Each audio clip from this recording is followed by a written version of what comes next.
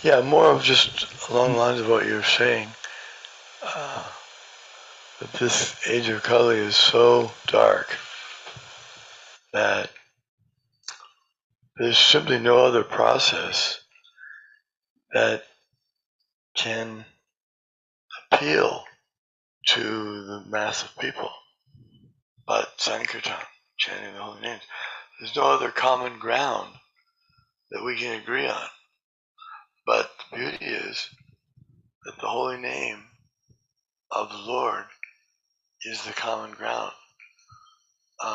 When Prabhupada was visiting Tehran, and Tehran is an Arabic country, and so they were discussing whether people could be given the Maha Mantra. They can be given the Maha Mantra if they're interested to chant that, they can, or they can chant their own names. If they have their own names of God, that doesn't mean their own names. Everyone can make up names. It means that they have scriptural names, authorized names that are in their scripture for God. And I remember I was preaching in Arabic country also, and to the Druze. And the Druze they look like an Arabic or Muslim sect. They're not, they're separate, but they look the same. And they also have 99 names of God. So I was speaking with leaders of this religion, and they said, do you have any suggestions for us that you'd like us to do? And I said, yes, two things.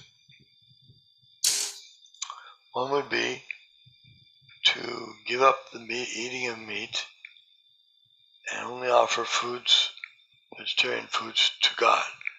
Offer them before you eat. He doesn't accept that, so don't use that anymore. And the second point was, I said, I'd like you to chant the names of God. And I knew that they had beads, like we have beads. And I think there are 33, if I'm not mistaken, beads. And they chant 3 names on each bead of their 99 names of God. So I asked them if any of them knew the 99 names, and they started off, one of the priests, Sheikh, he had about 4 or 5 that he could remember. After that they could, but one man said, inside I have a calendar, it has all 99 names. So I said, please go get that. So he came back and said, now let's chant the 99 names. So you chant them first, and then we'll all chant. So we went through the 99 names of God in Arabic. And I said, so I'd like you to all chant every day at least 16 times around on your beads these 99 names of God. And then that'll be a wonderful thing. And they were happy about that.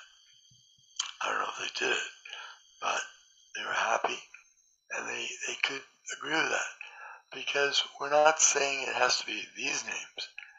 It can be, if you have names for God, authorized names, then you can chant that. And that will bring about a spiritual renaissance in the whole world. We can all work together.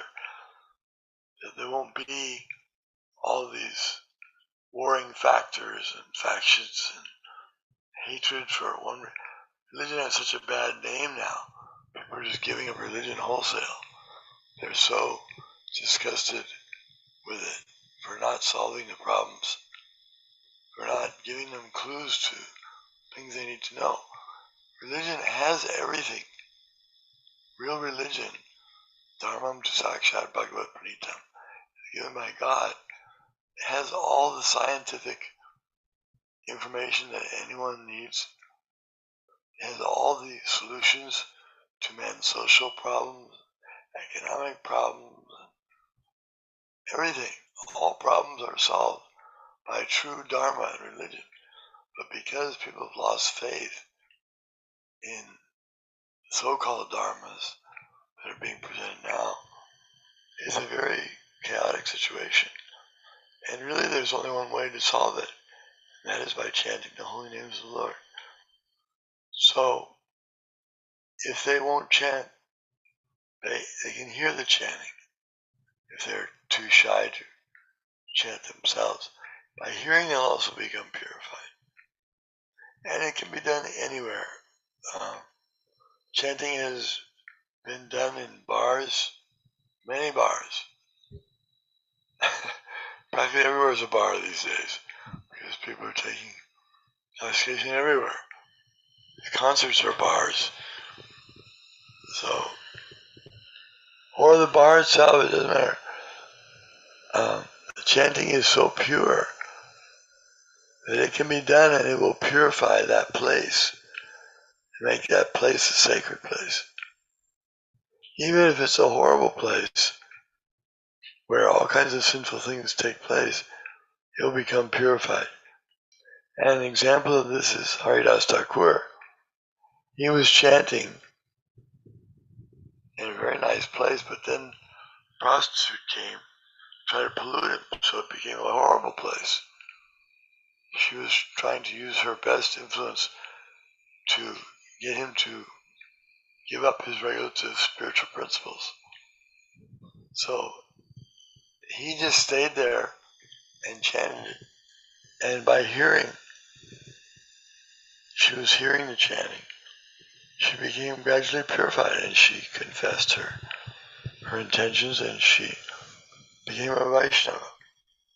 So there's nobody that's too sinful to chant, and there's nobody who's too pious to chant.